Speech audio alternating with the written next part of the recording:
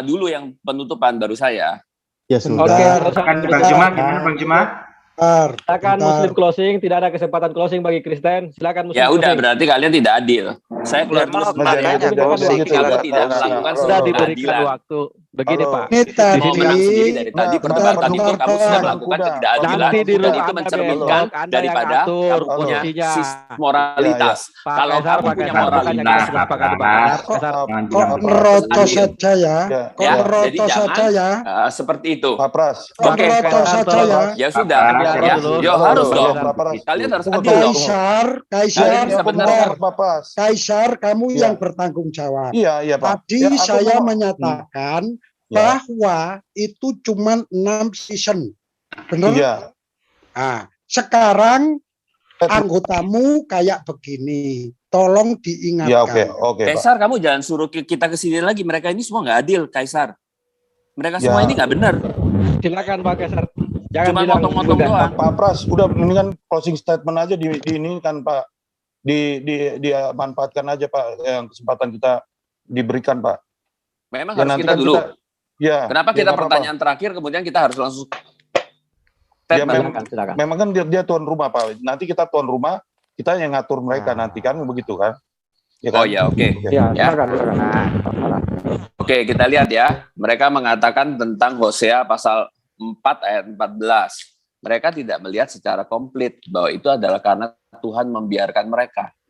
Kenapa? Karena biasanya jikalau perempuan-perempuan anak mereka melakukan perzinahan, suaminya curiga pun Tuhan bisa membuktikannya melalui mereka datang kepada imam, tanah di bait suci itu dicampur dengan air yang sudah disiapkan, air yang dari imam, kemudian kalau mereka minum mereka akan mengalami kakinya akan menjadi bengkak, mengecil, pahanya, perutnya memuncit, lidahnya terasa pahit. Dia membuktikan bahwa mereka melakukan perzinahan, padahal suaminya kurang tahu. Jadi Tuhan membiarkan dan tidak menunjukkan hal itu. Tuhan meninggalkan mereka dan menghukum mereka dan mempermalukan mereka karena mereka telah berdosa. Tuhan di dalam Hosea pasal 13 yang terakhir mengatakan suruh mereka bertobat.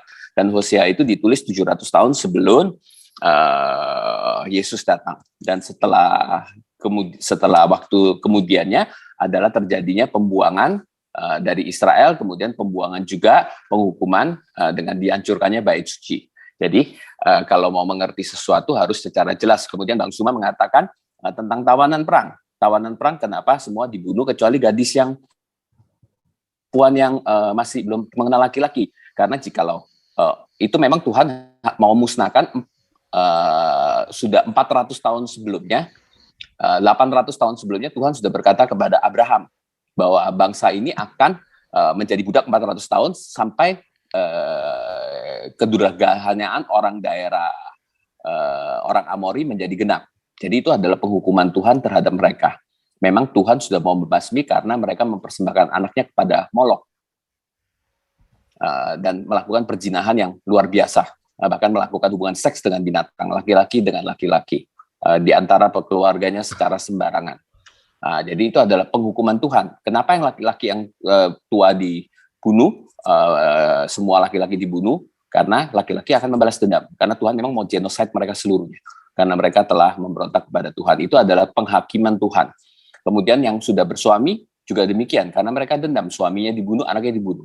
Nah, kenapa perempuan dibiarkan? Bukan untuk diperkosa, bukan untuk jadi tawanan perang seperti itu. Karena di dalam tadi yang pasal 2, ulangan pasal 21, saya sudah menunjukkan bahwa tawanan perang itu harus dikawini, bahkan dilakukan mereka harus berkabung dulu, harus diperlakukan seperti istri.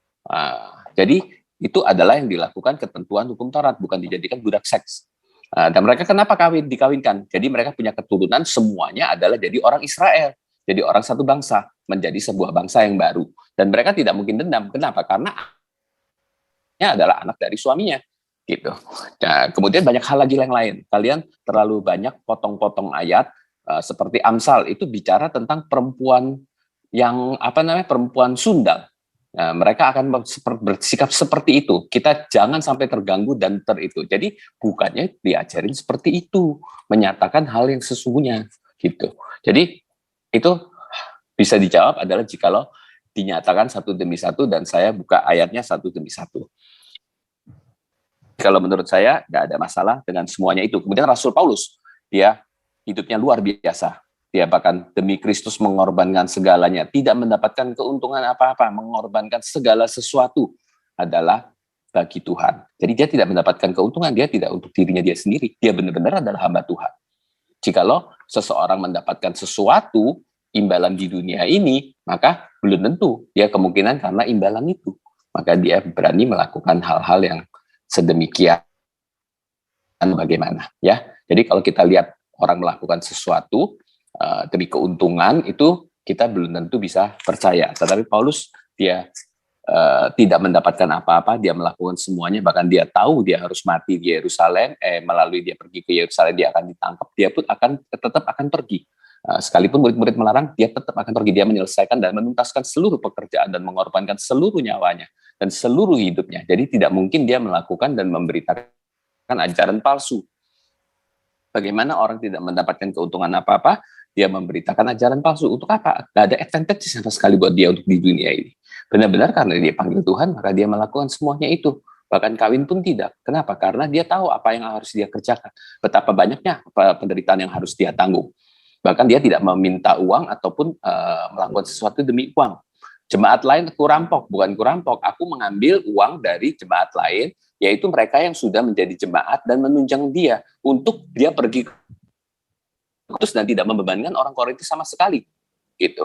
Jadi bukan berarti dia merampok di mana, bukan. Kan dibaca konteksnya bisa tahu gitu.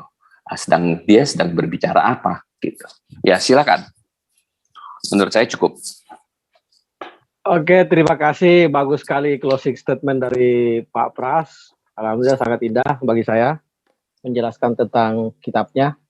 Selanjutnya kita berikan 5 menit bagi narasumber Muslim untuk closing statement.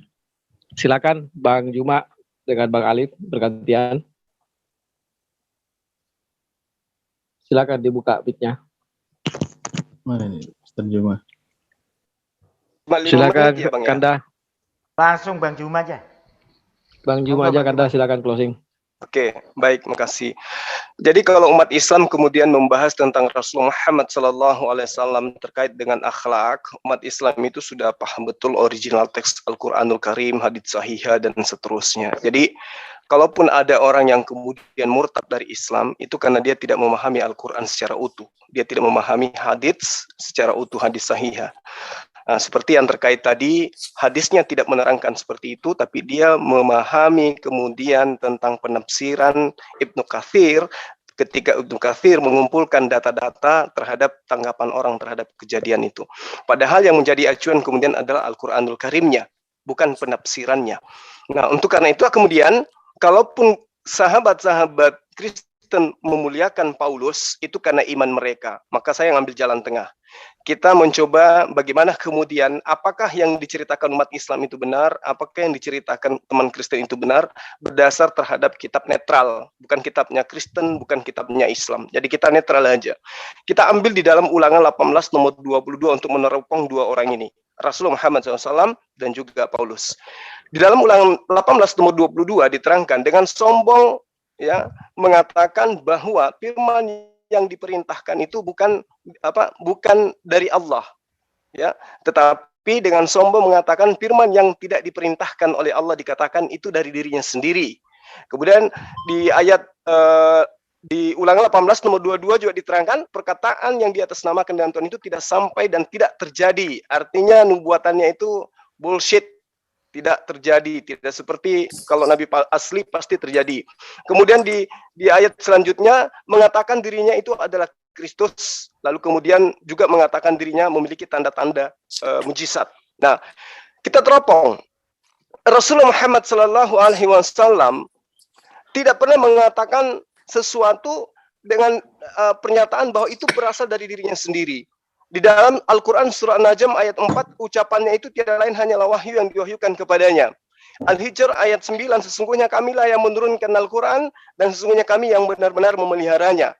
Jadi di ayat An-Najm ini jelas Allah menegaskan bahwa apa yang disampaikan Rasulullah Muhammad SAW itu adalah diterima dari malaikat Jibril kemudian menyampaikan kepada dia. Nah, sedangkan Paulus ya di dalam 2 Korintus 1, 3, Kolose 1, 15, Filipi 2, 6, dia mengatakan Yesus itu adalah Tuhan. Banyak ayat-ayat yang menerangkan itu, bahwa dia adalah, Yesus itu adalah Tuhan. Sementara Yesus sendiri mengatakan dirinya adalah utusan Tuhan. Yohanes 1, 1:4 sampai 14, 1 Yohanes 5:7, itu mengajarkan Paulus di sini, di sini ada konsep yang kemudian diajarkan Trinitas diperkuat lagi oleh Paulus bahwa Yesus itu adalah Tuhan yang mati di atas tiang salib. Nah, kemudian Paulus banyak merubah hukum Taurat, banyak merubah hukum yang kemudian ada datang kepada Bani Israel. Dan dia juga mengatakan bahwa dosa warisan itu adalah dosa yang kemudian sudah pernah diajarkan oleh Tuhan. Padahal di dalam Ulangan 24, Yeremia 17, Yehezkiel 18 itu tidak pernah mengatakan tentang dosa waris. Nah, lalu kemudian sahabat-sahabat sekalian, terkait dengan apa yang diterangkan oleh Yesus di dalam 1 Yohanes 2, anak-anakku, waktu ini adalah waktu yang terakhir, dan seperti yang telah kamu dengar, seorang antikristus akan datang. Sekarang telah bangkit banyak antikristus, itulah tandanya bahwa kamu benar-benar berada pada waktu yang terakhir. Maka mereka ini, antikristus ini, memang berasal di antara kita, tetapi mereka tidak sungguh-sungguh termasuk pada kita.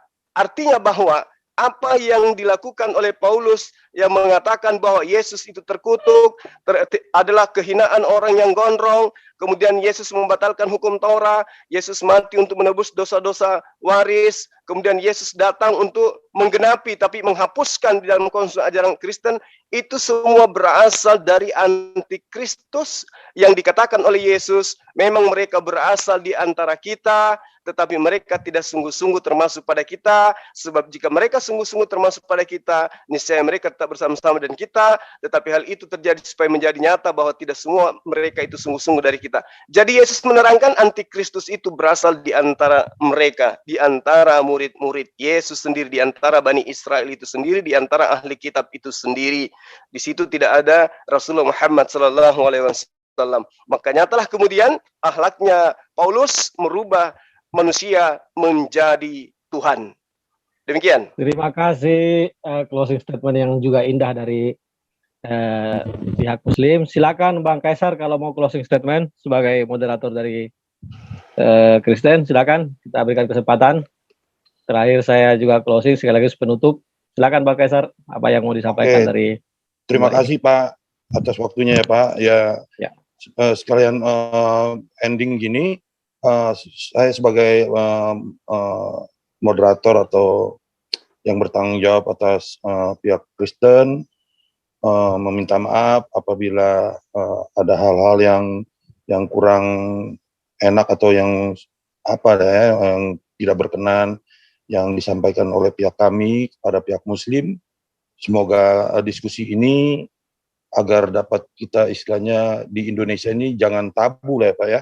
Ya istilahnya jangan hal-hal tabu, itu kita akan saling mengenal masing-masing ajaran yang ada di Indonesia ini ya Pak ya.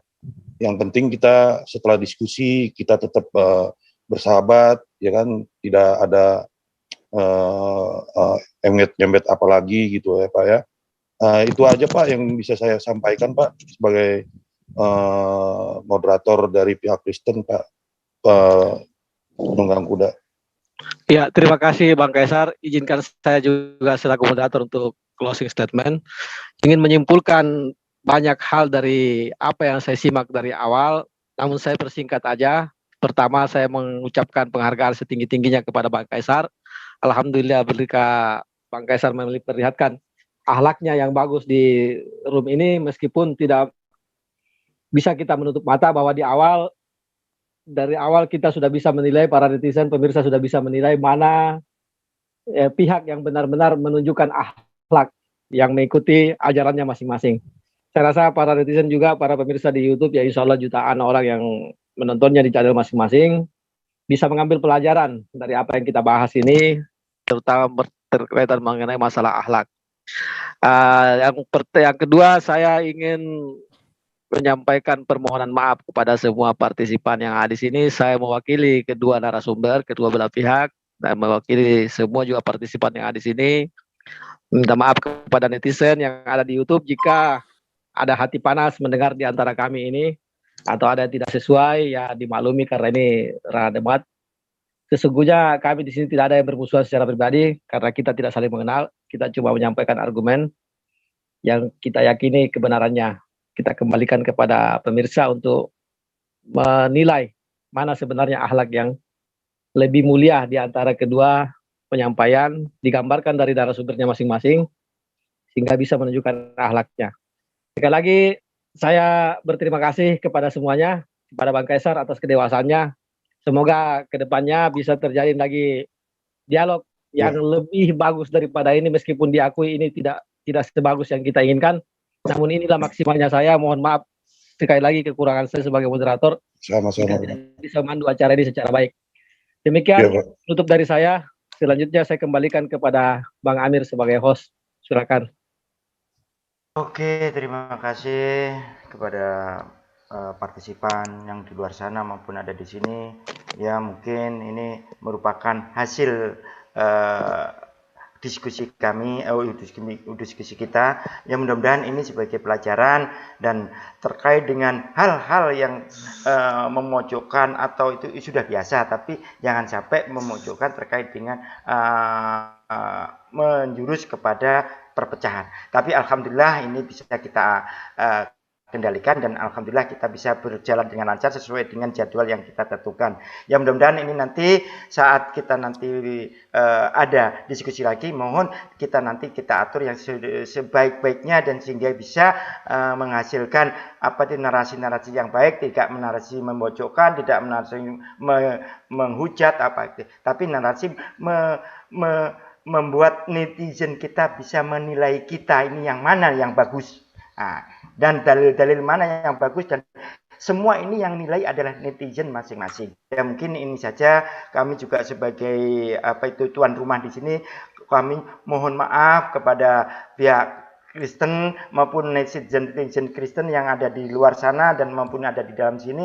Kami sebagai manusia biasa tak luput dari dosa dan tak luput dari salah. Mungkin dari teman-teman kami yang Muslim punya salah kepada yang Kristen, ya kami sebagai wakilnya kami minta maaf yang sebesar-besar. Mudah-mudahan kita berjalan dengan lancar yang akan datang lagi. Mungkin saya akhiri di sini saja diskusi ini. Mudah-mudahan Allah dan memberikan jalan yang terbaik untuk kedepannya untuk diskusi ini. Akhirul kalam, wabillahi taufik wal hidayah. Wassalamualaikum warahmatullahi wabarakatuh. Waalaikumsalam warahmatullahi wabarakatuh. Jangan lupa kita tetap NKRI. Ini sekedar diskusi, ya Bang. Kalau ada kesalahan, monggo dimaafkan sama-sama. Jangan bosan-bosan berkunjung ke sini lagi. Iya, Pak. Sama-sama, Pak. Oke, kalau bisa Bang Kaisar tetap di sini. Mungkin ada yang ingin tanyakan tentang keislaman. Atau teman-teman kami masih siap menjawab, Pak. Iya, enggak. Aku mau langsung itu mau nge-review, Pak. Mau review. Boleh saya ini tambahin? Enggak. Apa tuh? Silakan. Sahabat-sahabat, saya boleh pamit duluan ya. Terima kasih Bang Juna ya. Udah jam 2 di sini besok. Nanti kita koordinasi di WA lagi ya untuk Oke. Makasih Bang. Sebenarnya mohon maaf segala kekurangan, kelebihan semata dari Allah. Salam satu Tuhan. Assalamualaikum warahmatullahi wabarakatuh. Waalaikumsalam warahmatullahi wabarakatuh. Silakan tolong dibuka semua mute-nya partisipan. Ya. Oke, Pak. Saya nggak bisa share screen nih, nggak bisa share screen. Oh, silakan Bang Yusuf Agusti. Aku keluar dulu ya, yang lain semua ya. Aku keluar dulu. Ngopi dulu. Sampai lupa di sini. Ya, santai aja Bang, santai Bang.